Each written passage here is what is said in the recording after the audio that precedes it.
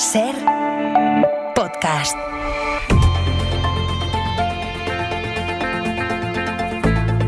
El Abierto. Ser podcast.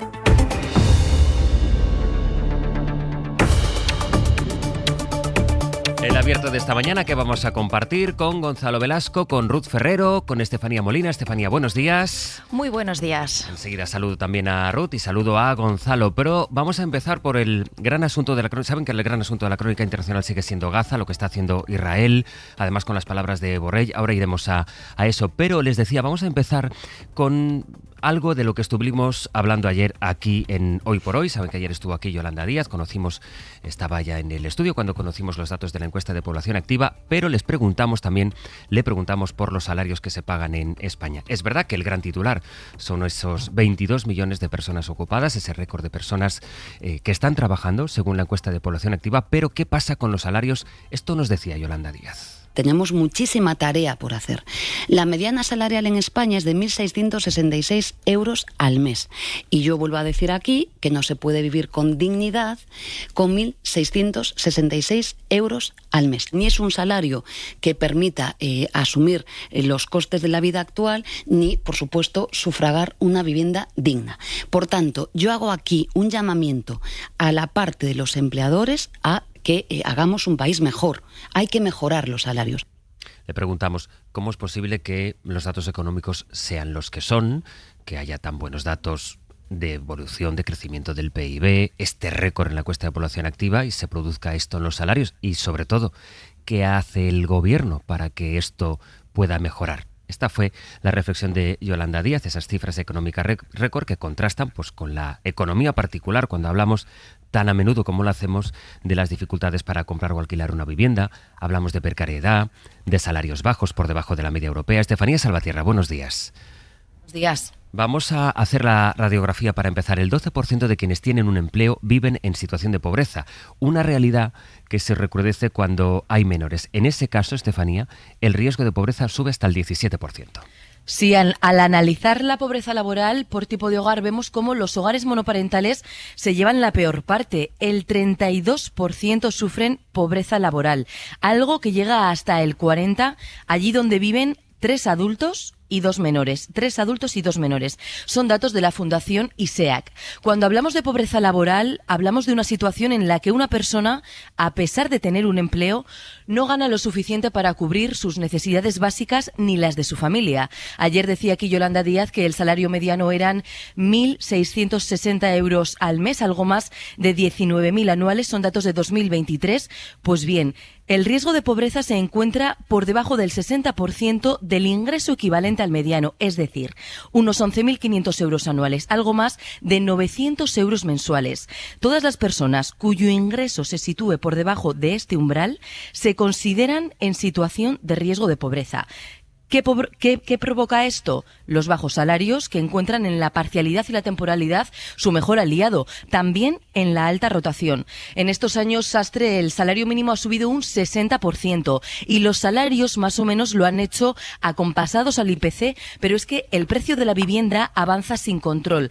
Hace unos días nuestro compañero Pablo Anzola nos contaba que en los últimos 10 años la venta de vivienda se ha encarecido un 70% y el alquiler un 95%, una revalorización que dinamita cualquier salario. Y a todo esto podríamos añadir el coste de la crianza, el de personas dependientes. Somos más trabajadores, pero más pobres. Y la pregunta que nos hacemos, Estefanía, es ¿cómo se puede revertir esta situación? ¿Qué se puede hacer para que suban los salarios? Es una pregunta que de entrada los expertos nos dicen que es complicada de resolver, pero José Ignacio Conde Ruiz ayer en Hora 14 apuntaba a que la productividad es el principal motivo de los bajos salarios en España. Para revertir esta situación propone adecuar la formación a la demanda de las empresas, más inversión, más capital y lo que él llama la asignatura pendiente. En España lo que ocurre es que las empresas no crecen. O crecen en un menor porcentaje que en otros países.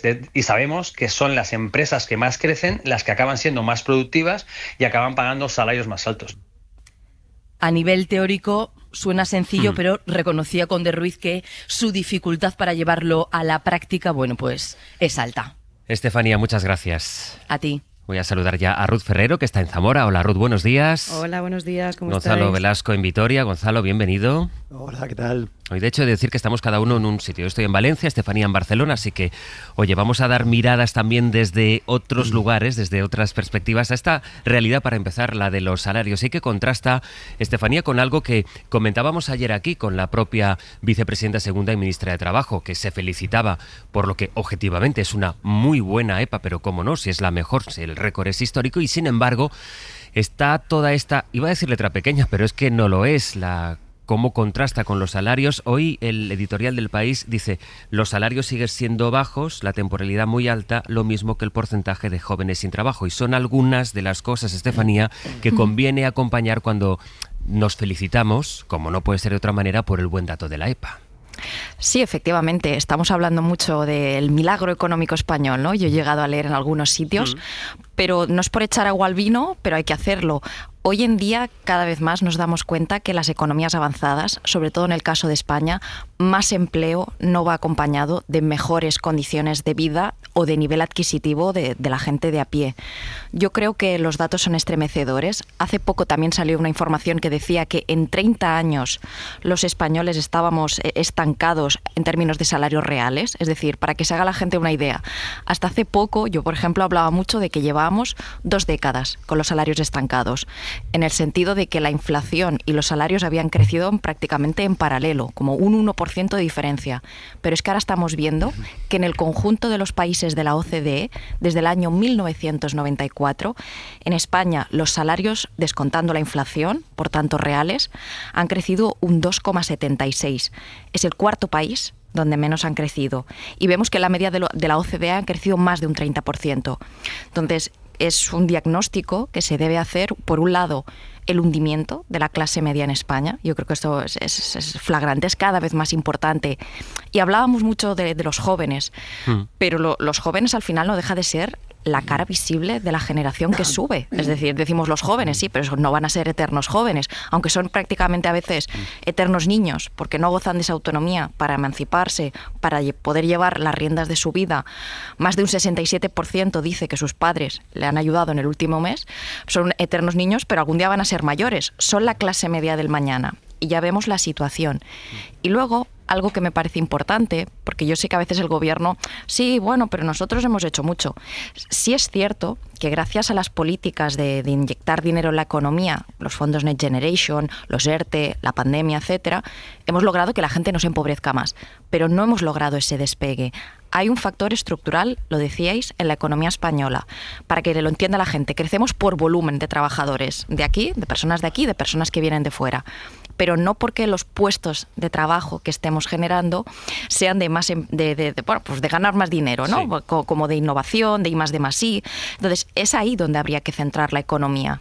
Creo que cuando este gobierno pase, como pasan todos, cuando sea que pase, hay una deuda que deja con las clases medias. Digamos que no nos hemos empobrecido como cuando la crisis de austeridad, despidos, desahucios masivos, etcétera. La inflación tiene otras características, pero la gente percibe que no ha vuelto a ser aquella clase media. Y clase media, la gente suele ponerle baremos. ¿Qué es clase media? Pues yo diría que clase media es la capacidad de que una persona pueda construir su proyecto de vida. No es tanto en términos de salario, que obviamente también, pero es en relación con todos los factores que hay en la economía. Esa persona se puede emancipar, puede formar familia, puede llevar a cabo el proyecto que considere vital. En España eso cada vez necesitamos más ayuda de la familia, incluso del Estado. Entonces, creo que el gobierno ha logrado que la ciudadanía no se empobrezca más, pero no le ha devuelto a las viejas clases medias aquel sueño aspiracional de ir a más. Gonzalo. Voy con Gonzalo. Sí. Sí, muy de acuerdo con Estefanía. Solo matizaría que aunque efectivamente esas tablas de Excel que llenamos con buenos datos de empleo quizás tienen la duda pendiente pues de un cierto tipo de trabajos más prestigiados socialmente, ni siquiera en ese caso se logra cumplir el sueño y la expectativa de la clase media, es decir, con profesiones de las que llamamos de toda la vida liberales, no se puede, con esos salarios no se puede vivir hoy o no se puede progresar socialmente a través de una adquisición de una propiedad o a través de el aumento del ahorro familiar, ¿no? Creo que, bueno, tenemos que hablar de algo tan básico como las dinámicas globales del capital y del capitalismo. Esto no es una cuestión de nuestro gobierno, de este gobierno, que desde luego tiene tarea por hacer, pero no es una cuestión nacional, sino que tiene que ver con una transformación del modelo de capitalismo en el que habitamos. Digamos que la idea de unas economías sociales de mercado es que es a través del trabajo cómo se reparte la riqueza que procede de la producción, una riqueza que siempre se ha repartido de una manera desigual, pero que tenía en el trabajo un mecanismo redistributivo relativamente tolerable y protegido en principio por las legislaciones. ¿Qué es lo que está ocurriendo? Bueno, pues que el trabajo ya no es un mecanismo de redistribución del beneficio y del valor. El valor en el capitalismo financiero desde al menos los años 80 se reproduce de una manera absolutamente exponencial y además se globaliza y se deslocaliza, de tal manera que el trabajo ya no es un medio de inclusión social.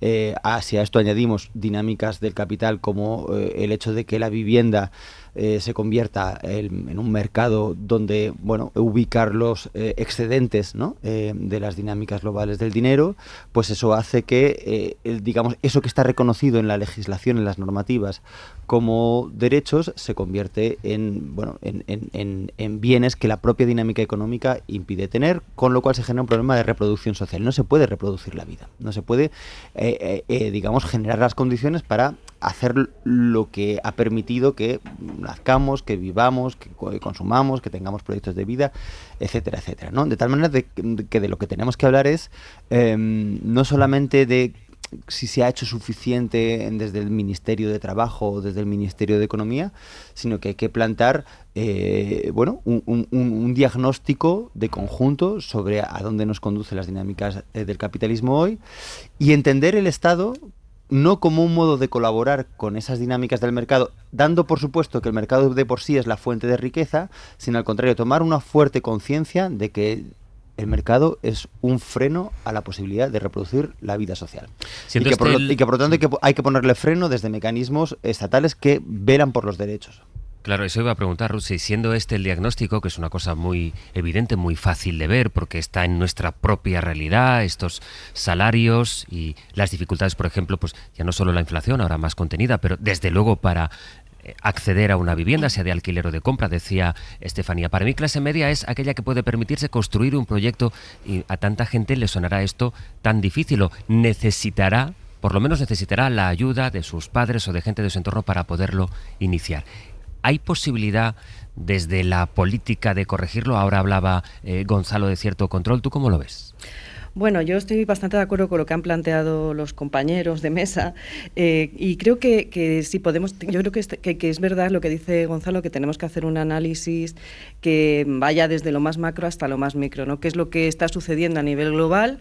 Y qué es lo que está sucediendo y cuáles son las características específicas del sistema productivo español. Yendo desde lo más global a lo más local, yo creo que todas esas dinámicas capitalistas de las que hablaba Gonzalo tienen que ver efectivamente con ese proceso de financiarización de las economías, especialmente de los países del norte global, el proceso de desindustrialización que aleja, digamos, todos los tejidos productivos de la economía real y eso hace que en un momento de crisis de la industrial, ¿no?, como estamos viendo, por ejemplo, en el caso de la Unión Europea, que se quiere apostar ahora por retomar, digamos, todo el proceso de reindustrialización para efectivamente revertir los procesos que pusimos en marcha durante los años 90 y principios de los 2000 en el caso de todo el entorno europeo. Pero también, si nos fijamos en el caso específico español, algo que a mí me parece que es significativo es el enorme peso que tiene el sector turístico, por ejemplo, dentro del PIB,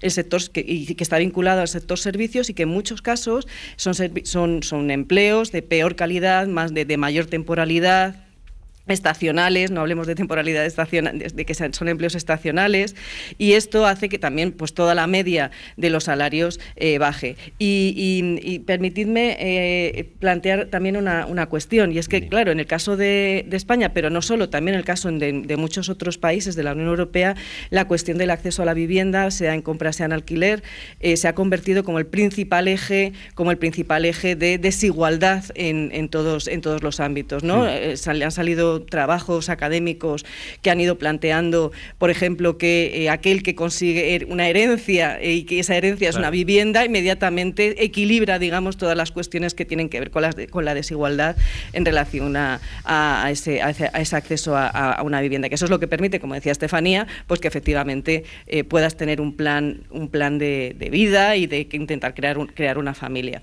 Y luego querría lanzar una lanza a favor también de una suerte de guerra cultural que últimamente se ve mucho y se escucha y se lee en la opinión pública, que es esa lucha entre pensionistas y jóvenes, ¿no? En relación con las capacidades de acceso y salariales, ¿no? Cómo se ha incrementado el nivel de lo que perciben los pensionistas en relación con los pocos ingresos de los jóvenes. Y yo quiero reivindicar también que gracias a esos mayores y a esos pensionistas, muchos jóvenes pudieron salir adelante durante la crisis, que esto es algo que tendemos a olvidar, ¿no? Es verdad que todo tiene que estar engarzado y tenemos que apoyar en todas las patas, pero creo que esto también es importante destacarlo. En este 25 de julio, Día de Santiago, que es festivo en 4 comunidades y que compartimos en el análisis con Estefanía Molina, con Ruth Ferrero y con Gonzalo Velasco a partir de una pregunta. España ha llegado a su récord. Nunca tantas personas estaban trabajando en nuestro país. 22 millones según la EPA que conocimos ayer. Pregunta, ¿y eso no es posible compaginarlo con un aumento de los salarios, con una mejora en las condiciones de los trabajadores? Estefanía. Sí, introducía Ruth el tema de la brecha generacional jóvenes pensionistas, ¿no? Y casi ya respondo como por alusiones. Yo hablo mucho de este tema. Vamos a ver, es que ella misma lo ha dicho, en la crisis de austeridad era puntual aquello de vamos a comer a casa del abuelo que por lo menos conserva la pensión porque los padres han sido despedidos, la familia al borde del desahucio. Pero es que en 2 décadas eso ahora es la rutina del día a día de la mayoría de familias en España. Es decir, había un tuit que puso el Ministerio de Seguridad Social que decía que más de 2 millones de personas no se habían empobrecido gracias a estar en el entorno de un pensionista. Y aquí hay varios planos de eso. Yo creo que realmente vivimos en una especie de paz social, de calma chicha, porque está parcheado el problema. Si tú me dices que hoy muchas familias no han caído en la pobreza o subsisten un poco mejor porque el abuelo tiene la pensión, esto es el drama de lo que está pasando en España y también explica por qué la gente no se subleva, que esta es otra pata del tema, ¿no? Por un lado, porque la inflación es como una carcoma silenciosa, no es como la austeridad, que es un crack implosivo, pero luego también porque se ha ido parcheando el problema. Y creo que también estos padres, mis padres, los de todo el mundo que ahora mismo sean pensionistas o estén al borde de serlo, cuando esta generación desgraciadamente ya no esté, ¿qué es lo que sube? Un aumento increíble de la desigualdad, donde habrá gente que cada vez tenga más propiedades en herencia y otras personas que no tengan nada. Luego también que a lo mejor esta generación necesita sus propiedades y sus posibles para sus cuidados de persona mayor, porque vemos que cada vez la gente afortunadamente vive más. Por lo cual eso de somos una generación que aspira a heredar, dice de la mía y de las que suben sobre todo. A lo mejor no heredas nada porque tus padres necesitan su patrimonio para sí mismos y legítimo y honroso es. Entonces, yo creo que al final este debate generacional la gente a veces lo percibe de forma muy agresiva. Desde mi punto de vista, lo que está es tapando el problema. Si todavía quienes le pueden dar un mejor nivel de vida a sus hijos son nuestros padres, tenemos un problema total. Quiere decir que ellos por su cuenta no lo pueden lograr. Y también esto que decimos yo creo que vivimos un poco anestesiados. Creo que el tema del 15M, lo que le trajo a mi generación, a los millennials y sobre todo también a los que suben, es esta idea de que el sistema había cambiado. Y durante un tiempo la gente ha pensado, bueno, vamos a dar una oportunidad al sistema, ¿no? Que es el régimen que se decía, una crisis de régimen política, económica. Pero eso también lo que ha generado es que nos hemos anestesiado. Pensábamos que muchas cosas han cambiado. Sí, la política ha dado grandes shows, grandes espectáculos y sigue dando. Pero a nivel de cambio de vida, lo estábamos diciendo, entre un 1 y un 2 o un 3% en 30 años de mejora de los salarios, de salarios reales, de poder adquisitivo. Eso y la nada es muy parecido. Entonces, tenemos un problema. Y yo la crítica que sí que hago es que esta izquierda es más fácil reconocerle, yo lo decía, las claves, las políticas de salario mínimo, ingreso mínimo vital, que las políticas de transformación real de la economía, que son las de la productividad, es decir, para que la clase media vuelva a ser clase media. Porque hoy en día, tristemente, entre una persona que cobra el salario mínimo y una persona que no lo cobra, pero que están como en la media de la población, no hay tanta diferencia. Es decir, 100 o 200 euros no cambia mucho la realidad de la vida. Entonces tenemos la clase media deslizada a la baja.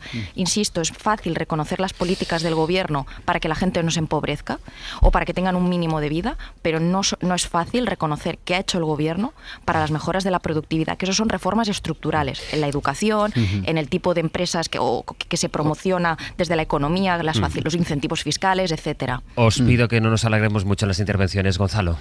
Bueno, a ver, la familia no ocupa un lugar agente como un agente económico en la Constitución española. Y por lo tanto, que vayamos hacia una economía en la que la posición social dependa de la familia a la que pertenecemos y de su patrimonio, es una anomalía para los principios liberales básicos de nuestra concepción de convivencia. Es decir, ¿por qué digo esto? Pues porque las tesis que estamos defendiendo, creo, de una manera compartida, más o menos, en esta tertulia, no son socialistas o de izquierda, sino que es defensa de un liberalismo básico, y es que las personas individuales puedan tener una mínima autonomía y que el bienestar y el estatus social no dependa del patrimonio de la familia, porque eso supone una injusticia que va contra un principio de igualdad básico y de libertad. Esto creo que es necesario decirlo, porque efectivamente quien hereda hoy una posesión tiene un privilegio social, y eso hace también que quien tiene capitales internacionales venga a este país para hacerse propietario y para vivir la vida, dado que los precios siguen siendo bajos en comparación con otros, de una manera que hace o que puede hacer que este país se convierta en un gran resort para capitales exteriores. Esto es lo primero que hay que decir. Y en segundo lugar, claro, hablamos de cómo solucionar esto. Desde luego, aumentar los salarios es fundamental, pero no es fácil aumentar los salarios cuando la economía, como habéis señalado, está basado en los servicios, en buena medida precisamente porque prestamos servicio a otros que sí tienen propiedad, ¿no? Por lo tanto, la transformación de la economía es un primer paso, pero en la medida en que esto es lento y va a estar lastrado por cuestiones de alguna manera también, además, como decíamos, globales, ¿qué son las cosas que hay que hacer? Que parece que no está relacionado con el trabajo, pero sí está relacionado. Pues hay que ir hacia cargas impositivas altas, porque si efectivamente lo que estamos diciendo es que el trabajo ya no redistribuye los beneficios bien, pues entonces hay que ver el valor, el beneficio, hay que cargarlo impositivamente para que sea a través de eso cómo se reparten. Segundo, hay que abrir el debate de la renta básica, universal, repito, porque esto no se va a solucionar seguramente de un día para otro y seguramente se vaya a profundizar en esta idea. El trabajo va a ser cada vez más innecesario, por lo tanto, para mantener un nivel de vida básico va a ser necesario tener una renta garantizada. Y en tercer lugar, habrá que cambiar cómo se concibe la propiedad de la vivienda y garantizar que parte de la nueva construcción en un porcentaje alto y desde luego con un derecho también de tanteo en los concursos actuales vaya para la propiedad estatal, municipal, autonómica de la vivienda. Porque de otro modo, si seguimos esperando a que milagrosamente de repente los salarios aumenten, pues siento decirlo, es que no va a pasar. No, los milagros no pasan. Cierro contigo, Ruth. Bueno, sí, yo creo que como dice Gonzalo estamos en lo sustantivo todos los tres de acuerdo, que es necesario que haya efectivamente una progresividad impositiva, eso parece que queda fuera de duda. En cuanto a la renta básica, creo que se han abierto muchos debates durante las últimas décadas sobre cómo debería de aplicarse, si es que eso se puede llevar a cabo, porque durante los años finales de los 90 fue algo que defendieron, digamos, todo el ala más progresista, más garantista y más social digamos, del espectro político, pero generó también muchas dudas y sigue generando esas dudas. Y luego, en relación con el debate intergeneracional, efectivamente, yo creo que no hay que es un debate que, bueno, yo no sé muy bien de dónde salió en su día, pero esto de enfrentar a jóvenes contra mayores me parece un disparate y me parece además que lo que tenemos que hacer es que efectivamente mejoren todos los sistemas salariales, que se incrementen los salarios y que nos pongamos en los niveles adquisitivos propios, digamos, de los países occidentales, en donde no estamos en este momento. Yo recordaba que, por ejemplo, una plaza de ayudante doctor en la Universidad Pública Española es de 1.200, 1.300 euros y, según comentabais al principio, bueno, pues esto dejaría a esas personas que acceden a esas plazas de iniciación en la docencia universitaria en los márgenes prácticamente del sistema, ¿no? Son todo temas que van muy entrelazados, que son extremadamente complejos y que claro, hay que apuntar de un lado y apuntar del otro, pero desde luego no confrontar entre las distintas generaciones. Y era interesante por eso rescatar aquí este argumento que nos dio ayer la vicepresidenta cuando le pregunté directamente, pero ¿qué se puede hacer? Y ella emplazaba a los empresarios, si esa era la única salida. En fin, el asunto de los salarios, que creo que, como han podido comprobar, da mucho y daría para muchos más abiertos. Lo seguiremos comentando este verano porque va a ser uno de los asuntos económicamente que tengamos sobre la mesa, como lo es la situación internacional y el espanto al que Israel somete a la Franja de Gaza, a lo que vamos en un par de minutos. Estados Unidos rechaza la decisión de Francia de reconocer oficialmente el Estado de Palestina, Bayo. Una decisión que el secretario de Estado estadounidense, Marco Rubio, califica como irresponsable. Representa, dice, un retroceso para la paz y solo sirve a la propaganda de Hamás, ha escrito en su cuenta oficial de X. Aquí en España, la ministra de Juventud e Infancia, Sira Rego, acaba de pasar por los micrófonos de SER Cataluña, donde ha hablado sobre las relaciones de Europa con el gobierno israelí. Es determinante el papel de Europa, es absolutamente determinante. Hay que romper ya el acuerdo de asociación con Israel y hay que bloquear a Israel por todos los medios. Absolutamente hay que poner en marcha todo tipo de sanciones a todos los niveles y romper todo tipo de relaciones diplomáticas, económicas, comerciales con el Estado genocida de Israel. Por lo demás, el granizo y las fuertes lluvias caídas en las últimas horas en la región de Murcia dejan un susto importante en un edificio de Caravaca de la Cruz y el desbordamiento esta madrugada de la Rambla del Garruchal, que mantiene cortada la avenida de San Javier en la capital murciana a la altura de Beniaján. Radio Murcia, Paco Sánchez, buenos días. Buenos días, así es. Las fuertes lluvias de las últimas horas han obligado al desalojo de una veintena de personas, incluidos menores, en la localidad de Caravaca de la Cruz, tras filtraciones de agua en dos edificios del casco urbano y el temor a que colapsase el inmueble. Los vecinos han sido realojados provisionalmente por el ayuntamiento en instalaciones municipales donde han pasado la noche. En Beniaján, pedanía de Murcia, continúa cortada la avenida de San Javier tras el desbordamiento de la Rambla del Garruchal la pasada medianoche, lo que obligó a los vecinos de la zona a retirar sus vehículos ante la crecida del agua. El 112 ha recibido en las últimas horas cerca de 50 llamadas, la mayoría desde Caravaca de la Cruz y desde otros puntos de la región como Calasparra, aunque no se han registrado daños personales graves. A esta hora la EMET mantiene el aviso amarillo por tormentas fuertes en el litoral de Barcelona y por vientos costeros en el Ampurdán, en Baleares y en todo el litoral gaditano. Y esta mañana está previsto que Juana Rivas entregue a su hijo de 11 años a su padre biológico por orden de un juzgado de Granada. Una entrega que, recordemos, se aplazó el pasado martes ante el revuelo mediático generado y cuyo lugar y hora hoy siguen desconociendo las partes. Mariola Lorido, buenos días. Buenos días. La jueza de Granada ha impuesto el secretismo absoluto sobre el acto de entrega del hijo de Juana Rivas a su padre Francesco Arcuri, hasta tal punto que a esta hora de la mañana los letrados desconocen el lugar y la hora exacta a la que tendrá que producirse la devolución del menor. Irán recibiendo instrucciones a lo largo de la mañana, según aseguran a la cadena SER fuentes de la defensa de la madre, que insisten en que se escuche a Daniel y que se ponga en el centro el interés superior del menor, algo que ha pedido también en la SER la ministra de Igualdad, Ana Redondo. Ha pedido que se respete su voluntad porque ella ha dicho que quiere quedarse en España con su madre y su hermano. Y en los deportes, Sampe, el Barça sigue teniendo un problema con Ter Stegen y la delegación española ha sumado un nuevo oro en los mundiales de natación de Singapur. El de Iris Tío, otro más, y su compañero Denis González en el dúo libre mixto. Con este nuevo metal, España tiene ya 8 medallas, récord en mundiales, 4 de ellas son de oro. En el Barça, además del principal problema que tienen con el alemán, que es que han pretendido su salida y el jugador no contempla salir, ahora es una decisión médica. El futbolista ha decidido pasar por quirófano para solucionar sus problemas de espalda. Ayer anunciaba que va a estar 3 meses de baja, tiempo inferior a los 4 que necesita el Barça y que es lo que cree que va a pasar para utilizar su salario e inscribir al fichado este verano para ser titular Joan García. Lo que parece que han solucionado sí es el viaje a la gira asiática. Está previsto que el equipo parta finalmente a las 11 de la mañana rumbo a Japón. Y 5 de julio es que compartimos con Ruth Ferrero, con Gonzalo Velasco y con Estefanía Molina. Acabamos de contar en las noticias de las 9 que Estados Unidos rechaza el último paso diplomático que conocimos ayer que daba Europa. Tampoco es que sean grandes cosas, como ayer censuró Josep Borrell una entrevista de la que luego recuperaremos algunos pasajes, esa conversación de anoche de Borrell con Pablo Tallón en Hora 25. Pero antes, y por situar los elementos, empecemos por ahí, por lo que decidió anunciar Emmanuel Macron. En París está Lucía Riera. Lucía, buenos días.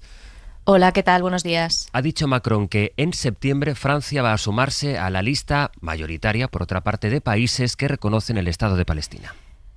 Eso es, será en septiembre en una declaración ante la Asamblea General de Naciones Unidas, donde ya 148 de los 193 países miembros han reconocido oficialmente el Estado de Palestina. Y para entonces, por cierto, Francia presidirá junto a Arabia Saudí la Conferencia Internacional de Jefes de Estado y de Gobierno, destinada precisamente a relanzar la llamada solución de los dos estados para Palestina e Israel.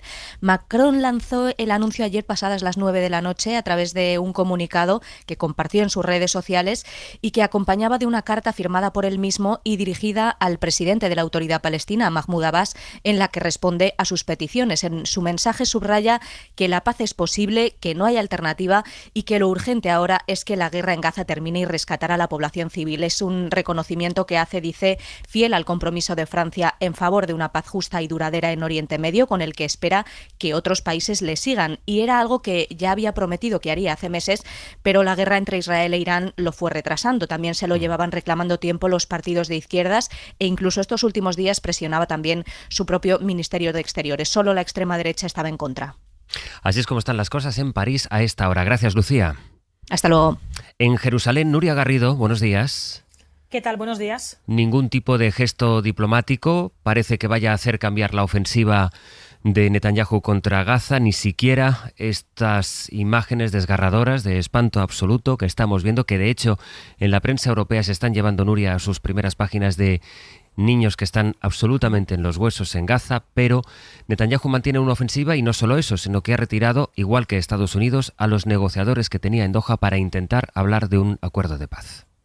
Sí, el horror sigue instalado en la Franja de Gaza. De hecho, hace unas horas la agencia de noticias palestina ha confirmado que ha muerto otro periodista asesinado por las bombas israelíes. Hay más de 200 profesionales de la comunicación que han perdido la vida en esta ofensiva. Y desde aquí hoy hay muchísimo enfado y muchísima indignación por este anuncio de Macron. De hecho, no paran de llegar reacciones por parte de diferentes ministros del gobierno israelí. Dicen que esta decisión de Macron es un regalo a Hamás, que no derrotará el terrorismo, pero se les olvida que esta carta Macron envió a Mahmoud Abbas, que es el presidente de la Autoridad Nacional Palestina, que gobierna en Cisjordania, y que Macron lo que quiere es promover la paz en la región y que convivan los dos estados, el Estado israelí y el Estado palestino, y de hecho en su carta también aboga por la desmilitarización de Hamás. Sin embargo, aquí hay muchísimo enfado. Ya ocurrió también cuando España reconoció el Estado palestino, recordemos, el año pasado. De hecho, se le impuso muchas medidas y restricciones al consulado de Jerusalén, aquí al consulado español, y por lo tanto aquí hay muchísimo enfado e indignación con esta decisión de Macron,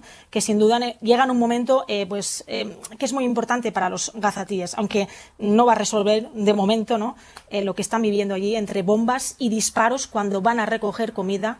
Y recordemos que hay más de 100 personas que han muerto por la hambruna y por la desnutrición. Nuria, muchas gracias. Un abrazo. Información en directo desde Jerusalén. Antes de ir al análisis y a escuchar a Borrell, como decía, quisiera saludar de nuevo a Pablo Morán. Pablo, buenos días. Hola, Sastre. Porque hay una de las acusaciones que lanzan desde Israel contra las autoridades palestinas que están en Gaza en manos de Hamás, y es que se quedan con la comida y que por eso ellos tienen que controlar el reparto de comida. Bueno, hay una información de hace muy poco rato que habla de una investigación interna que desacreditaría ese argumento.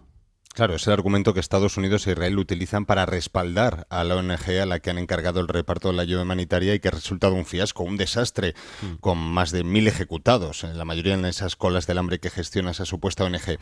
La cosa es que una oficina de USAID, la Agencia para el Desarrollo Internacional, que está desmantelando Trump, ha analizado lo que pasa con esa comida. Exactamente examinó 156 incidentes relacionados con los suministros aportados por Estados Unidos y presentó las conclusiones hace un mes, a finales de junio. Según está contando la agencia Reuters, que ha visto esas conclusiones, no hay evidencias de que Hamás haya robado esa ayuda o se haya beneficiado de ella. Esas conclusiones se han compartido con miembros del Departamento de Estado, del que ahora depende esa agencia. Uno de los portavoces del departamento ha cuestionado esas conclusiones. Dice que hay grabaciones que demuestran esa implicación de Hamás en la desaparición de comida, pero no ha aportado el vídeo, no ha aportado ninguna otra prueba. Así que este análisis desmonta de momento el principal argumento de Israel. El que escuchábamos ayer mismo decir al presidente israelí Isaac Herzog, defendiendo que la ayuda se reparte conforme al derecho internacional y que es Hamás la que hace que no llegue a quien la necesita. Lo que hace este análisis sastre es reforzar la idea de que la decisión de encomendar el reparto de ayuda a la ONG norteamericana Fundación Humanitaria por Gaza, pues es un error, es un desastre con esas consecuencias dramáticas que estamos contando, que estamos viendo y que están denunciando tanto Naciones Unidas como otras organizaciones serias. Un centenar esta misma semana lo han hecho. Hasta luego, Pablo. Hasta luego. Con todo esto sobre la mesa, lo último, este movimiento y esta indignación que nos contaba Nuria desde Jerusalén, que ha despertado en Israel la decisión, el paso que ha dado Macron, que es el último paso que da Europa. Europa no puede hacer nada más. Esta es la reflexión de ayer de Borrell en Hora 25. 6.000 camiones llenos de comida esperando para entrar al lado de una frontera donde hay 2 millones de personas hambrientas. Y unos cuantos kilómetros más lejos, en las ciudades israelitas, la gente sigue viviendo una vida normal como si nada ocurriera. Y nosotros, los europeos, los que predicamos el respeto al derecho, nosotros somos cómplices de esto. Ya no es que no hagamos nada por evitarlo, es que al no hacerlo, estamos empezando a ser considerados como cómplices de lo que pasa. A partir, Ruth, de este análisis de Borrell, ¿en qué punto crees que estamos? Bueno, a partir de este punto que planteaba Borrell, efectivamente, la ayuda humanitaria no es suficiente. Es algo que yo creo que ya muchos estamos diciendo desde hace mucho tiempo, y que hay una acción política es imprescindible, es necesaria ponerla sobre la mesa. Pero aquí el problema está en algo que seguro que estaréis de acuerdo conmigo, que es en la extrema dependencia de la vía tecnológica militar también de la Unión Europea de Israel. Y esto lo estamos viendo cada día y cada mes con el gasto y con las compras que se siguen haciendo a Israel en temas de seguridad y defensa. Eso por un lado. Es decir, es verdad que encontramos en países como en Alemania, ¿no?, el peso de la memoria histórica en las actuaciones en relación con la política exterior con Israel, pero también esta otra pata que yo creo que es fundamental, la pata económica y la pata de dependencia tecnológico-militar es esencial también. Luego, por otro lado, estamos ante una lucha de narrativas y Israel con estas declaraciones que habéis pinchado, lo que está intentando es básicamente limpiar su propia marca personal, ¿no? Es decir, son conscientes de que están perdiendo parte de ese relato, que la imagen de Israel, que hasta ahora sorprendentemente había permanecido impoluta hasta el 7 de octubre, básicamente, ¿no?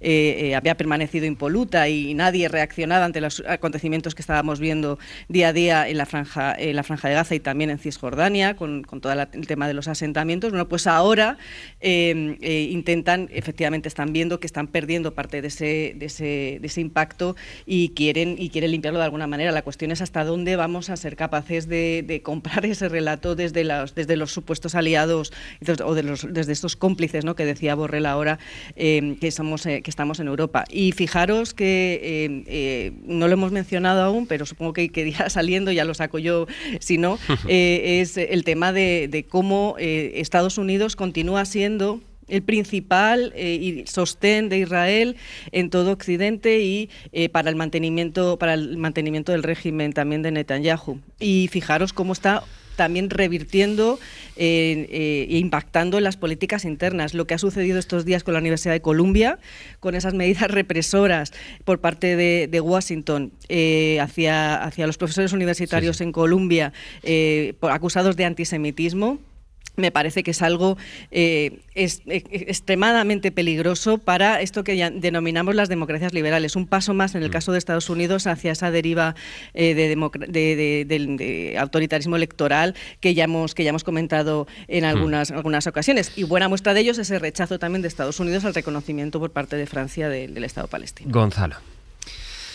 Bueno, en los campos de concentración, decía el filósofo Giorgio Agamben, se producía lo que él llamaba nuda vida, ¿no? Que es esa vida biológica despojada ya de derechos, pero todavía sujeta al poder. Es decir, el poder decide si esa vida biológica puede seguir viviendo o puede dejar de vivir, pero ya esa vida no tiene derechos humanos, no tiene derechos civiles, no tiene dignidad. Primo Levi, el escritor judío italiano que sobrevivió a Auschwitz, contaba en Si esto es un hombre, que es una trilogía que hay que leer en estas fechas, que en los campos de concentración había un término que era el musulmán, que no era por la confesión religiosa, era un término en ese momento despectivo, que designaba a aquellos que vagaban como muertos vivientes, que es el término que ha sido utilizado estos días para describir a los gazatíes, que ya no tenían ni siquiera la capacidad del lenguaje y que por lo tanto ya no eran ni siquiera humanos y que buscaban y que incluso pugnaban entre ellos para poder sobrevivir, ¿no? Lo que está creando en Gaza el Estado de Israel es un campo de concentración y por lo tanto quienes como europeos, por ejemplo en Alemania, pero también todos los demás, tenemos una memoria histórica de lo que aconteció a principios del siglo XX y aunque obviamente no fuéramos partícipes ni tengamos responsabilidad, nos podemos sentir implicados en la restauración de esa memoria. Digo, esa implicación va a ser la que van a tener ahora los ciudadanos del Estado de Israel, todos. No solamente el gobierno de Netanyahu, todos los ciudadanos del Estado de Israel están implicados en esto porque pagan sus impuestos, porque forman parte de ese Estado y van a tener que hacerse cargo de la memoria de ese campo de concentración que es Gaza. ¿Por qué digo esto? Pues porque ¿qué podemos hacer ahora? El Estado de Israel no es un interlocutor válido en el orden internacional. Ya está. O sea, no hay ninguna otra respuesta posible ante lo que está pasando. Comentaba María Ramírez en el diario.es esta mañana que el sindicato de France Press está intentando sacar a sus corresponsales de allí porque ya no tienen fuerzas para desplazarse. Es decir, esas fotos que están publicando los periódicos estos días puede que sean ya de las últimas porque ni siquiera ya va a haber testimonios. Evidentemente romper lazos económicos, geoestratégicos y con industrias cruciales desde ciertos puntos de vista como la militar con Israel no es fácil. Pero la decisión tiene que ser ya radical respecto a muchos vínculos de colaboración que obviamente se mantienen en todos los órdenes. En una universidad no se puede colaborar ya con un grupo de investigación del Estado de Israel. ¿Por qué? Porque seguramente no hayan tomado una decisión esos investigadores, pero están implicados porque son parte de ese Estado y ellos son los que tienen que empezar a hacer presión. ¿Por qué digo esto? Pues que ¿qué se puede hacer? Yo no tengo las claves, pero se tiene que hacer en todos los órdenes de acción. Y esto obviamente no implica ningún antisemitismo, se hace desde la memoria profunda de lo que fue el antisemitismo del siglo XX, desde el aprendizaje profundo que nos legaron tantos testimonios, escritores, cineastas hebreos, de los que hemos aprendido tantísimo y por los que somos capaces de juzgar lo que está haciendo el Estado de Israel hoy. Con Ruth Ferrero, con Gonzalo Velasco y con Estefanía Molina, a quien quisiera escuchar, Estefanía, en el análisis de, bueno, no solo la situación en Gaza, que desde luego es y tiene que seguir siendo, así será nuestra prioridad, sino también al hilo, por ejemplo, de esta última decisión de Macron de reconocer en septiembre el Estado palestino y la reacción que ya tenemos de rechazo a esta decisión de Macron del gobierno de los Estados Unidos. Sí, a ver, siempre nos preguntamos por qué la Unión Europea no actúa con la misma contundencia como, por ejemplo, con el caso de Rusia y otras cuestiones. Por un lado, porque digamos que Rusia es un país que invadió Ucrania y se puso ahí pues un límite, se puso pie con pared y se consideró, y esta yo creo que es la hipocresía de fondo que encarna la Unión Europea consideró que eso era un problema para su seguridad, para la seguridad de los países que están en el este, etcétera. Con la cuestión de Israel vemos que ahí se empieza a disgregar por todo lo que hemos dicho. Por un lado, porque está Alemania, que tiene mucha tracción, mucho predicamento en lo que ocurre en Europa y su culpa, que ellos consideran que tienen responsabilidad en la seguridad del Estado de Israel, etcétera. Entonces, eso aboca que ya por lo menos hay un país que se desmarca del resto. Pero luego, y ese es el tema, eso aboca a que cada país tenga que tomar su decisión unilateral de qué piensa hacer en sus relaciones diplomáticas con el Estado de Israel y sobre todo con las personas con Gaza. Y es la única salida, yo creo, como en el mismo caso que cuando Noruega, España se posicionaron a favor de la solución de los dos estados y ahora Francia también hace ese movimiento, al final obliga a que cada país tome su determinación. Y a lo mejor la suma de cada país, la suma de todas las partes, hace una fuerza conjunta. Vemos que está siendo muy difícil hacerlo desde la Unión Europea, desgraciadamente, también porque hay una cuestión, yo creo, diferencial en términos también incluso de población, demográficos. No es lo mismo poner pie con pared con Rusia, ¿no? Cierras tu frontera, ahí os quedáis, que el hecho es que hay muchas comunidades judías por toda Europa. También una cuestión de convivencia. Muchas sinagogas están siendo protegidas, es decir, a lo mejor esas personas son completamente inocentes, pero ya los propios estados, yo creo que a veces les da miedo ser más contundentes con Israel para que mucha parte de su población, también judía, que a lo mejor es completamente inocente, ni le parece bien nada de lo que está pasando, pero también tienes ahí unos temas de convivencia interna. Entonces vemos que todo es mucho más complicado. La solución de que cada país intente tomar sus cartas en el asunto, a lo mejor es la que más prospera, como en el caso cuando Pedro Sánchez se ha movilizado mucho, hemos intentado rescindir algunos contratos, no todos, según dicen algunos periodistas. Ese es un tema. Y luego hay que seguir trabajando mucho en términos de opiniones públicas en Europa. Veo mucho que la gente, o hay gente que todavía cree que todo lo que allí esté pasando tiene que ver con la guerra que dice Israel que había iniciado contra el terrorismo. Pero este argumento hace aguas por muchos sitios. Una cosa es su ofensiva contra Hamás, pero en esa ofensiva contra Hamás, ¿tiene algún sentido lo que estamos viendo con la cuestión del hambre? Por mucho que ahora se diga, no, esto ha sido pues que la ONG, esta nueva que se ha contratado, no hace que llegue bien el alimento a Gaza, etcétera. Pero hay otras cosas que hemos visto que son ya por una cuestión humana. Esto de las jaulas, ¿no? Estas jaulas para que la gente pueda acceder a sus alimentos. O sea, yo creo que muchas personas deberían empezar a ver que no todo es la supuesta guerra contra el terrorismo. Aquí también es una cuestión de generar una indignidad en el pueblo gazatí, en generar un daño moral, un daño psicológico. Las jaulas, ahora pues, durante tiempo parecía que no se podía acceder para llevar la comida, por lo que sea, pues sea culpa de la ONG o etcétera. Esto nada tiene que ver con la ofensiva contra Hamás. Y son cosas que están pasando. Y hay que tender a pensar que las cosas no pasan porque sí.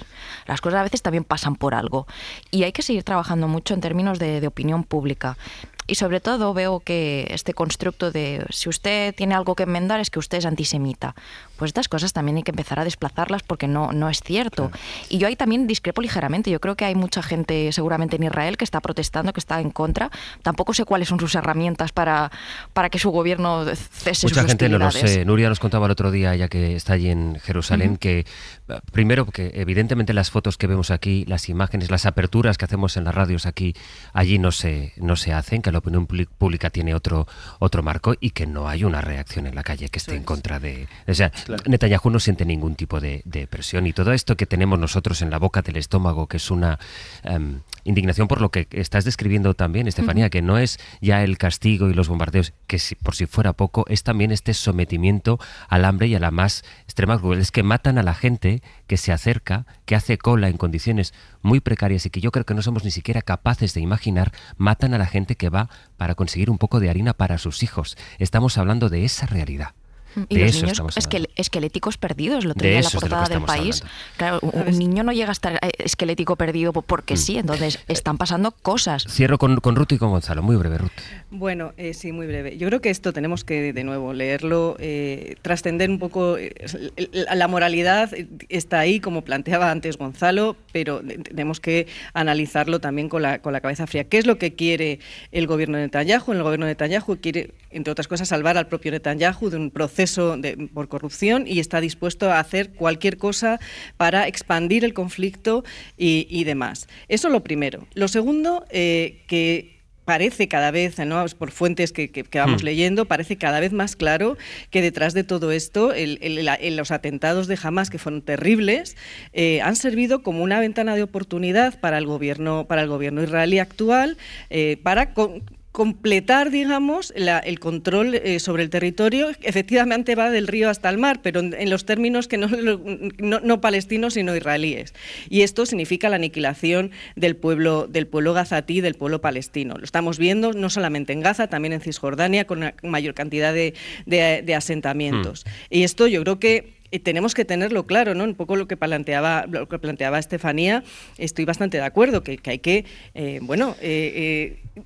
hacer una lectura de qué es lo que está pasando realmente sobre el terreno, aparte de todo el drama y todo el genocidio y toda esa aniquilación, ya digo, de la población gazatí, que además quieren desplazarlas a otros países, aquellos que queden supervivientes de todo esto. Y es la culminación, digamos, del proyecto sionista original, el crear un Estado israelí puro, étnicamente puro, porque también somos cómplices, decía Borrell antes, cómplices, pero también hemos sido cómplices durante muchos años de permitirla que Israel es un estado de apartheid en relación con la población árabe de sus territorios, continuará acampando a sus anchas. Y por último, y aquí a mí me parece, yo coincido en todo lo que ha dicho Gonzalo, pero es que y lo firmaría ahora mismo, pero las condiciones desde luego no están dadas para que alguien ponga pie en pared y frene ahora mismo al gobierno de Israel. Claro, en relación a qué se puede hacer y a la declaración de Macron, lo que quiero, digamos, remarcar es que bien, yo creo que lo podemos celebrar y es importante porque Francia es un país muy relevante en el orden internacional, pero ahora, digamos, suena casi a un brindis al sol. A tenor de lo que estamos viendo. Esa medida de presión es absolutamente insuficiente. Tienen que haber medidas de presión negativas, porque el reconocimiento del Estado palestino, Ruth me corregirá y lo explicará mejor, pero entiendo que más o menos dos funciones, ¿no? La primera, obviamente, frenar precisamente esa gestión de apartheid de la población árabe en Jerusalén y en Cisjordania, que ya en sí mismo es una anomalía a todo derecho internacional, y por otro lado, mediante el reconocimiento común igual del Estado palestino, generar unas relaciones de reciprocidad y de mutualidad que obligaran a Palestina a, digamos, a adaptarse a los estándares institucionales de transparencia, de legalidad, que harían que las organizaciones de trasfondo terrorista fueran desapareciendo en aras de una institucionalización mayor. ¿Qué función tiene eso ahora que Gaza es una escombrera? Donde ya no cabe ningún Estado, casi podríamos decir, ¿no? Lo que único cabe es una reconstrucción brutal. Por lo tanto, claro, bien por Macron, pero como suele pasar con Macron, finalmente el simbolismo y el discurso bello se pierde en una falta de realismo político, pues que a veces resulta incluso un poco irritante, a mi juicio. Yo, si me permitís una puntualización aquí, en el tema de Macron, también creo que tiene mucho que ver con hacer una desviación también de los problemas que tiene a la interna en Francia, porque esta parte del reconocimiento del Estado palestino por parte de Francia es algo que se lleva ya gestando, ya se sabía que iba a haber un reconocimiento probablemente en septiembre, y esto es la confirmación oficial, pero también tenemos que hacer la lectura de todas las maniobras que hace Macron en el ámbito de la política exterior, también para cubrir fuegos que tiene a la interna. Dejadme cambiar de asunto a las 9:31, a las 8:31 en Canarias, para ir a Canarias. Agustín Padrón, ¿qué tal? Buenos días. Hola, buenos días. Para actualizar una información sobre la operación que se ha desarrollado allí contra Quórum Social 77. Quórum Social 77 es la principal ONG de acogida de menores migrantes y ha provocado esta operación la detención de 2 directivos y la clausura de uno de sus centros. Estamos hablando de la segunda intervención ya sobre las instalaciones de esta entidad, que ya en mayo clausuró la justicia uno de sus centros por delitos de lesiones o de amenazas, entre otros, Agustín. Sí, la investigación se origina tras una denuncia que presentaba ante la Fiscalía el Gobierno de Canarias, que es quien tiene la tutela de los menores, tras recabar varios testimonios de menores que denunciaban maltrato por parte de algunos trabajadores de esta ONG. Maltratos que pueden constituir delitos de lesiones, odio contra la integridad moral o amenazas. Está bajo secreto de sumario, por tanto los detalles no se conocen expresamente, pero la justicia dio orden de desalojar a los menores acogidos en este centro ayer, 148 en total. Por la tarde ya estaban reubicados en otros 21 centros repartidos por la isla de Gran Canaria. Fueron detenidos 2 directivos de la organización, la directora y el director de centros de Quórum Social 77, que también fueron puestos en libertad por la tarde, eso sí, con cargos. Y es una organización que acoge prácticamente la mitad de los menores que han llegado solos a las islas, que están bajo tutela del gobierno de Canarias. No es nueva la organización, ya lleva trabajando con el gobierno de Canarias desde la anterior legislatura. Y recordar que es que son más de 5.000 los menores que están en Canarias todavía esperando la posibilidad de poder seguir hacia otras regiones, hacia otras comunidades, con esa reforma de la ley de extranjería y su aplicación a todas estas. Ya sí está acogiendo el Estado algunos, muy poquitos, 39 antes de ayer. Hoy se esperan otros 50 de los que han solicitado asilo y que sí van a pasar a depender directamente del Estado. Agustín, gracias. Hasta luego. Por tanto, esta es la situación, lo hemos contado muchas veces. En Canarias las instalaciones no dan para más, para que en nuestro país las personas, los niños, adolescentes, migrantes que llegan sin acompañamiento, dónde acogerles y dónde darles un trato digno. Saben los problemas que hay para llegar, lo comentaba Agustín, a un acuerdo para que esos niños sean reubicados en otras comunidades. Pero hasta que eso se produzca, ya ven que poco a poco ha hablado de esos medio centenar de chavales que han sido reubicados o que van a serlo en otras comunidades. Hasta que eso ocurra, es Canarias quien asume toda esa presión, esa necesidad de dar amparo. Insisto, estamos hablando de menores de edad que llegan a sus islas y que no tiene más capacidad para hacerlo. El Gobierno de Canarias lo que hace es contratar también a ONGs para que les ayuden en este servicio. Patricia Fernández, buenos días. Hola, buenos días. Patricia Fernández es abogada en la defensa especializada en la defensa de los derechos de la infancia migrante en España. Conoce la realidad de los centros de menores en nuestro país y de hecho creo que lleva el caso de otra denuncia de un joven migrante en otro centro. En todo caso, tiene la autoridad suficiente para ayudarnos a entender, señora Fernández, de qué realidad estamos hablando. Yo contaba que esta ONG, estamos hablando de la principal, la que más menores acoge en Canarias, ha recibido por tanto esta operación en contra, es la segunda. Es verdad que hay secreto de sumario, pero ¿usted me puede describir cuáles son las denuncias que suelen hacer los migrantes? ¿Cuál es la situación cuando ellos denuncian? ¿Qué tipo de cosas denuncian? ¿Qué ocurre en esos centros que están en manos, en este caso, de esta ONG?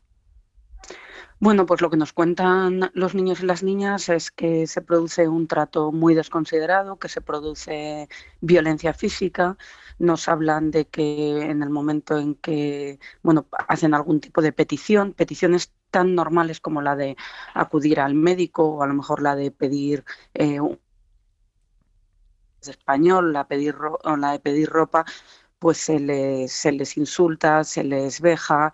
En el momento que hay algún tipo de conflicto entre los compañeros, pensad que son centros muy grandes, muy masificados, con muy pocos educadores y por lo tanto, pues el riesgo de conflictividad existe ahí, pues hay un abuso de las contenciones, de las sujeciones mecánicas, nos hablan de golpes y sobre todo nos hablan de un trato que yo he dicho aquí como desconsiderado, pero que creo que lo que mejor lo define es un trato racista, ¿no? Con referencias, ¿no? Como expresiones como moro de mierda o expresiones, ¿no? Como desde luego hacer referencia en el caso de los chicos africanos de África Occidental, decirles muy despectivamente negro. Por lo tanto, estamos hablando de un espacio inidóneo para la protección de la infancia. ¿Esto se sabe que ocurre? Esto se sabe que ocurre porque lo relatan los niños y las niñas. Esto se sabe que ocurre porque está ampliamente documentado. En la actualidad, que yo conozca, hay 3 procedimientos penales abiertos en el Juzgado de Violencia contra la Infancia y la Adolescencia de Las Palmas de Gran Canaria. Hay un procedimiento en la Fiscalía Europea contra otra organización, además, por malversación de caudales públicos, porque todos estos centros se están financiando con fondos de la Unión Europea. Por lo tanto, es decir, estos centros, señora Fernández, estos centros no son la administración, pero reciben dinero de la administración por hacer eso que hacen. Efectivamente, el Gobierno de Canarias desde el año 2020 viene abusando de un mecanismo que es el de la contratación de emergencia, que nosotros identificamos que parte del problema es ese mecanismo de contratación de emergencia, que a lo mejor podría tener su justificación en el año 2020, pero ya no en el año 2025, porque ya no estamos ante una situación emergente, estamos ante una situación sistémica y habría que haber desarrollado actuaciones para permitir una contratación con garantías. ¿Qué es una contratación con garantías? Pues asegurarnos que los centros tengan, desde luego, la dotación de personal que hace falta para atender a tantos niños y niñas, desde luego que este personal sea adecuado, esto es, que tengan las titulaciones específicas. No es lo mismo cuidar, atender, educar y acompañar a niños en un centro de protección de menores que gestionar un campamento de verano, ¿no? Falta de enfoque cultural, que si estamos hablando de niños y niñas que tienen otro idioma, otro lenguaje, que tienen un daño como consecuencia de la ruta migratoria, que provienen de contextos de mucha violencia, ¿no? Desde luego, pues todo esto hay que controlarlo, hay que vigilarlo. Tenemos que asegurarnos que la persona que esté cuidando de los niños y niñas más vulnerables de nuestra sociedad, que son los niños y niñas del sistema de protección de menores, no tengan antecedentes penales, no tengan delitos sexuales y violentos. Todo esto se hace mediante una contratación cuidada, pausada y no mediante la contratación ahora. de emergencia. Esto no está pasando en Canarias, ¿no? Y luego, bueno, pues hay un tema que... Pero no está pasando, perdóneme, significa que hay personas que tienen este tipo de antecedentes que usted describía y que están, sin embargo, al cargo de estos niños. Esto lo hemos documentado, que en algunos casos ha habido personas con antecedentes en el procedimiento que yo llevo, que es un procedimiento en otro centro, también en Las Palmas de Gran Canaria. Uno de los educadores del centro tenía antecedentes policiales desfavorables, pues esto podemos entender que es absolutamente intolerable. Si esto, como usted me contaba, se sabe qué pasa y es la administración la que contrata, la pregunta es ¿cómo es posible que pase? Bueno, pues no entendemos cómo, existiendo una denuncia por malversación contra la Fundación Respuesta Social Siglo XXI, siga gestionando centros, ¿no? ¿Qué es lo que ocurre? Bueno, pues que fallan todas las actuaciones de prevención. El Gobierno de Canarias, cuando recibe denuncias y quejas de un niño o una niña, es verdad que está formulando denuncias, está trasladando toda la Fiscalía de Menores, pero ¿dónde están las actuaciones preventivas? Lo que dijimos y lo que pedimos es que no se contrate con organizaciones que tienen este historial, que se supervise y se vigile a priori la calidad, ya solo el lugar donde están los niños y las niñas. Estamos hablando que en algunas ocasiones los centros no tenían ni siquiera licencia de apertura de los centros, que los centros no tienen condiciones materiales, ¿no? Bueno, pues todo esto influye muy negativamente bueno, pues en el bienestar físico y psíquico de niños y niñas que, repito, vienen de contextos ya de mucha violencia y que están muy dañados. Esto se permite porque estamos hablando de niños y niñas extranjeros. Si estuviéramos hablando de población autóctona, no lo haríamos. Por lo tanto, bueno, pues este daño contra la infancia no acompañada, contra la infancia extranjera, pues al final se traduce en explícita y se traduce en este tipo de procedimientos. ¿Por qué hay tantos procedimientos en Canarias? Bueno, pues yo creo que por lo que hemos comentado, por el abuso de la situación de emergencia, pero también por una cuestión que yo creo que hay que poner en valor, y es que Canarias, en concreto Las Palmas de Gran Canaria, sí que tiene un juzgado especializado en violencia contra la infancia y la adolescencia, con un titular, con un magistrado que es experto en psicología del testimonio infantil, ¿no? Y esto es lo que está permitiendo que se dé credibilidad a los testimonios de estos niños que habitualmente no se les da. Usted ha hablado de trato vejatorio, el sumario que se está instruyendo, es verdad que hay secreto de sumario en este caso de quórum social, habla de delitos, de lesiones o amenazas, en fin, en definitiva estamos hablando de malos tratos contra los niños. Y de delitos de odio. Hay procedimientos abiertos por delitos de odio, que yo creo que esto hay que ponerlo, o sea, hay que poner el foco ahí, en que yo creo que hay una actuación extraordinariamente discriminatoria y no podemos dejar de hablar de este racismo que permea todas las capas de la sociedad, ¿no? Y hemos puesto mucho el foco en determinados tipos de racismo, pero no nos podemos olvidar que también hay un racismo institucional. ¿De qué edades estamos hablando? Habitualmente estamos hablando de centros donde hay niños de 13, 14, 15, 16 y 17 años. Lo que estamos viendo es que se produce en los centros de adolescentes. bueno, porque la mayor parte de los niños y las niñas que llegan a Canarias tienen esas edades, ¿no? Cuando hay niños llegando más pequeños, pero están habitualmente en contextos de acogimiento familiar. Patricia Fernández, le agradezco mucho su testimonio esta mañana. Un saludo, muy buenos días. Gracias a vosotras. Algo que seguramente debería estar también en el debate político y sin embargo no lo vemos. Vemos las cuitas y los debates entre comunidades autónomas, entre administraciones de distintos rangos sobre la reubicación de los menores, pero creo que era importante que esta mañana incidiéramos también y pudiéramos describir cuál es la situación de los niños y adolescentes, 13, 14, 15 años, de estas edades estamos hablando en estos casos, y de esta operación, la segunda, insisto, contra la principal ONG de acogida de menores migrantes. Quisiera añadir algo más del debate ya para la tertulia de la crónica política. José Coello, buenos días.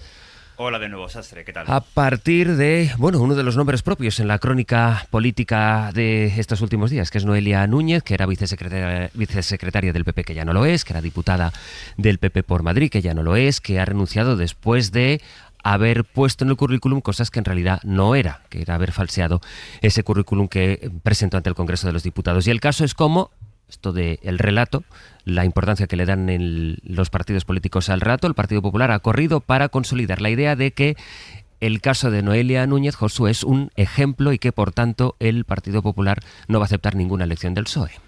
Sí, donde había un problema, el PP ha encontrado una oportunidad, la oportunidad de aprovechar la caída de Noelia Núñez por falso currículum y encontrar una vía para atacar al PSOE por sus escándalos. No somos iguales, repiten desde la planta noble de Génova, donde añaden que nosotros actuamos y ellos no. En declaraciones públicas también han trabajado con esta idea de usar la dimisión de la ya exdiputada para atacar al PSOE. Ni media lección de todos los socialistas que han corrido a tirar las piedras contra nuestra compañera Noelia Núñez, pero esconden la mano ante la comisión de delitos muy graves delante de sus ojos y en su propio partido. Ya quisieran muchos socialistas tener la dignidad y el valor de Noelia, porque para reconocer los errores también hay que ser valiente. Pero claro, esto no deja de ser una versión veraniega del clásico "y tú más" que tanto criticamos habitualmente, y ante eso el PSOE responde con lo mismo. Óscar López dice que estas acusaciones no cuelan. Creo que al Partido Popular le han pillado con el carrito del helado y ha puesto en marcha un ventilador que está averiado. Es un ventilador que está muy averiado, que no se trata, no cuela. Es decir, yo trato y veo que intentan hacer una comparación con otros casos que no tienen nada que ver con lo que ha pasado en el Partido Popular y por lo tanto, insisto, esta vez el ventilador del PP está muy averiado. Fuentes de Génova nos confirman, Sastre, que a partir de ahora van a ser muy cuidadosos con la información académica que sus diputados o cargos públicos publiquen en webs oficiales y destacan que esto también los diferencia del PSOE. Bueno, llamativo ese énfasis. Gracias, Josu. A vosotros. Dos titulares. Mira, Gonzalo, te voy a leer del diario ABC, publica esta mañana. Juan Bravo invitó a Montoro hace un mes a un acto en Ceuta en el que recogió un premio. Esto en cuanto a la distancia. Y luego este titular, que me parece incluso más llamativo por lo que pueda pasar. Dice, el rigor con Noelia Núñez abre dudas en el PP sobre riesgos futuros, como Alberto Nadal, por su relación, por su vínculo con Cristóbal Montoro. En fin, Gonzalo. Bueno, respecto a Noelia Núñez, pues a ver, al PSOE le va a perseguir el tiempo en el que Ábalos siguió teniendo cargos institucionales o siguió siendo diputado pese a lo que se sabía. Creo que esto ya lo hemos comentado pues en muchas tertulias y en muchos análisis. Esto es un error del Partido Socialista que es innegable, porque entendemos que había un cierto conocimiento, no sé cuánto de conocimiento de sus, digamos, actividades, y por lo tanto hay un reproche que es comprensible, es legítimo, y el PSOE tiene que lidiar con él. No puede tampoco librarse de ello activando un ventilador, como diría Óscar López, a la inversa, ¿no? Noelia Núñez, bueno, pues en fin, primero, hay gente que me está comentando, veo que está comentando, bueno, esto tampoco merece mucha conversación, qué rollo este tema. Bueno, a ver, era vicesecretaria nacional del Partido Popular y diputada. Y yo creo que esto amerita que cuando se ha cometido un fraude y una mentira, lo comentemos. Sí que me importa comentar a qué se debe esto. Bueno, pues primero a un cierto presión social que es casi generacional para construir una marca personal, y a una idea de que se puede medrar creando una apariencia, es decir, una marca personal, aunque no tenga nada detrás, aunque no tenga un fundamento, que llevada a la política es una anomalía porque no se está representando a Ciudadanos, sino que se está representando a sí misma, se está representando una apariencia, ¿no? Ella venía de Fuenlabrada, podría representar, no sé yo, los intereses del sur de Madrid, del cinturón obrero, muchas cosas, y sin embargo es una manera de hacer que lo que le hacía era acceder a un círculo de élite de cierta política madrileña que tiene que ver con esos conciliábulos, con esas universidades privadas que aportan títulos y que contratan profesores temporalmente que no tienen acreditación académica, etcétera, etcétera, ¿no? Así que creo que amerita la discusión acerca de este caso. Respecto a Montoro, pues no sé si quieres que abramos ese... No, vamos a quedarnos en esto del currículum, que es algo de lo que ya hablabas, Estefanía, en las claves esta mañana. Sí, efectivamente. Yo creo que también que he visto mucha gente muy cabreada. O sea, fíjate que estamos viendo cómo presuntos casos de corrupción están siendo judicializados, la presunta trama de Ábalos, Koldo, etcétera, la presunta cuestión de Montoro, y parece que la gente está incendiadísima con lo de Noelia Núñez. Y yo creo también que hay una cuestión, yo decía, generacional, porque al final hay mucha gente que a lo mejor es mi generación, muchos de nuestros padres no fueron a la universidad, por tanto esta idea de ir a la universidad, que nuestros hijos, sus hijos tuvieran un prestigio intelectual, etcétera, era muy preciado. Y ahora mucha gente tristemente se encuentra que ha hecho todo lo que el sistema esperaba de ellos y no se ganan también la vida como creían. Entonces, hoy incluso lo sabe Gonzalo, lo sabe Ruth, el drama por ejemplo, de un doctorando, de una persona con un doctorado de universidad, que tiene unos estudios increíbles, no se gana muy bien la vida la mayoría de gente. ¿Qué decir de un universitario? Y qué decir de personas que obviamente no tienen formación y se merecen igual de bien de ganarse la vida con un trabajo manual? Pero yo veo que nos ha impactado mucho, igual como en el caso de las señoras presuntas prostitutas, también a la gente se ha quedado mucho con la cuestión moral. Y yo creo que por un lado es la sensibilidad de esta sociedad en la que vivimos. Parece como, ya damos por hecho que existe corrupción, pero nos preocupa lo moral. Y luego también que yo creo que aquí el PP se ha querido marcar un precedente, sacar pecho, y Noelia Núñez ha sido un chivo expiatorio. Carlos Mazón sigue en su cargo. Sí. No nos podemos conformar con las cuestiones simbólicas, morales, la ética de vez en cuando. Una cosa es la ética y mentir no está bien sobre un currículum, pero luego también la gestión de un día de una tragedia como el de la Dana por parte de la Comunidad Valenciana. El PP hace poco lo recibió entre aplausos en su congreso, este cónclave que montó. Entonces yo creo que esto es como, no, nosotros tenemos un gran estándar moral. ¿Por qué sigue Carlos Mazón ahí? Bueno, yo creo que Noelia Núñez ha sido una especie de chivo expiatorio para marcarse ese tanto, porque seguramente era como el eslabón más débil de la cadena. Es más fácil echar a una muchacha que empieza su carrera política que un señor que a saber por qué el PP tiene esa condescendencia. Permitidme que incorpore en este punto a nuestro compañero Pedro Jiménez. Hola Pedro, buenos días. ¿Qué tal, Sastre? Buenos días. Por una información de última hora, y es que hemos tenido acceso a grabaciones del caso Koldo en las que parece que Víctor de Aldama desvincula a Begoña Gómez del rescate de Air Europa. Así es una conversación grabada por Koldo García, el exasesor del Ministerio de Transportes, que mantiene con Víctor de Aldama, y en esa conversación le dice que hay medios de comunicación, y es literal, que quieren sacar mierda sobre Begoña Gómez y su posible participación, influencia en el rescate de Air Europa. Aldama niega tajantemente que la mujer del presidente del gobierno hubiera participado, hubiera presionado para rescatar a la aerolínea, y le explica a Koldo García que la relación de Gómez con Globalia se circunscribe a la actividad que entonces realizaba la mujer del presidente del gobierno para el Instituto de Empresa como responsable para el Africa Center, es decir, que no tenía nada que ver con el rescate de Europa. Por tanto, lo ampliaremos ahora en el boletín de noticias de las 10, esas grabaciones a las que hemos tenido acceso, en las que Aldama desvincula a Begoña Gómez, a la mujer del presidente del gobierno, del rescate de Air Europa. Veremos también qué consecuencias jurídicas y políticas tiene esto que les vamos a contar hoy, que les estamos contando y les ampliamos ahora en unos pocos minutos. Gracias, Pedro. Un abrazo. Y no me resisto a que, no lo podremos comentar, pero por lo menos escuchar, puestos a poner metáforas, la que escogió ayer Josep Borrell en esa entrevista con Tallón en Hora 25, cuando le preguntó por lo poco que se va sabiendo, pero lo que ya se sabe, que es la esencia del acuerdo entre el Gobierno y la Generalitat para la financiación singular de Cataluña, eso que el Gobierno niega que sea lo que Esquerra llama concierto económico. Esta fue la respuesta de Borrell. Sí, nos lo van diciendo poco a poco, porque el calibre del supositorio es demasiado grande para que pase de una vez. Entonces lo dicen poco a poco porque de golpe saben que no colaría. En ese momento no sabemos gran cosa, no sabemos ni cuál sería el importe del cupo, ni cuál sería el importe de la famosa solidaridad, solo sabemos una cosa, que la he leído, le aseguro que la he leído, que es que Cataluña va a gestionar el impuesto de la renta en Cataluña dentro de un par de años. El supositorio, dice quien fue el máximo representante de la diplomacia europea y que fue secretario de Estado de Hacienda, por cierto, de esto hace ya muchísimo más tiempo, y que sigue militando en el Partido de los Socialistas de Cataluña.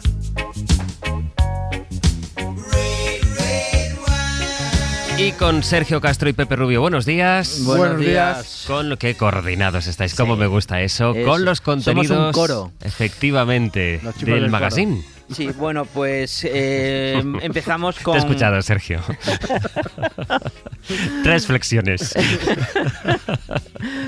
Bueno, empezamos a las 10 con las notas al embajador. Ya sabemos que estamos intentando explicar España al embajador británico, al embajador del Reino Unido en España, que lleva poco tiempo, y con la ayuda de Silvia Nanclares y Olga Viza vamos a intentar explicarle cómo es España, qué debe aprender de España. Y hoy también con la ayuda de los oyentes. Y hoy la pregunta es la siguiente: personajes y fenómenos culturales de los últimos 50 años para explicar España al embajador. 900, 100, 800 personajes y fenómenos culturales de los últimos 50 años para explicarle bien España a este hombre que no para de tomar nota. Le ha vuelto a pasar lo que la semana pasada, Sastre. ¿El qué? Es que las notas al embajador tienen oyentes, por supuesto, tienen temas, solo faltaba, tiene un número de teléfono. Con Silvia Nanclares y Olga Viza. Ah, no, lo he dicho antes. Sí, lo ha dicho, lo ha dicho. Sí, lo ha dicho antes. Sí. O lo que ha pasado es que tú no lo has escuchado. Ay. Pero en todo caso, en el 900, 100, 800, hoy, si tuvieran que explicarle a alguien o explicarnos a nosotros mismos los personajes de cualquier ámbito, escritoras, escritores, directores de cine, programas de televisión, que nos explican culturalmente como país, ¿qué dirían? O fenómenos, no sé, la movida, 900, 100, 800. ¿Y luego? Y luego, ¿cómo hemos llegado hasta aquí? Nuestra versión musical de Los Viernes con nuestra partner de los 40, con Cris Regatero, y vamos a hablarles de las versiones, o lo que hemos dado en considerar la segunda vida de las canciones en otras voces, que muchas veces una versión es igual o mejor que el original. Yo he elegido la original de Neil Diamond, que es Red Red Wine, esta versión de V40, que nos podría perfectamente avalar de lo que vamos a hablar durante el segundo tramo del programa. Oye, pues muy bien, y luego ya al final, y el viernes, y el fin de semana. Sí, que no hablaremos de nuestras cosas y nos despediremos de los oyentes. Claro, porque somos sobre todo gente muy educada, muy Sergio. Educada. Sí. Como Estefanía Molina, Gonzalo Velasco y Ruth Ferrero. A ver qué les lleva la contraria, sino que tengáis un buen fin de semana. Gracias. Igualmente, un besito. Hasta luego. Para no perderte ningún episodio, síguenos en la aplicación o la web de la SER, Podium Podcast o tu plataforma de audio favorita.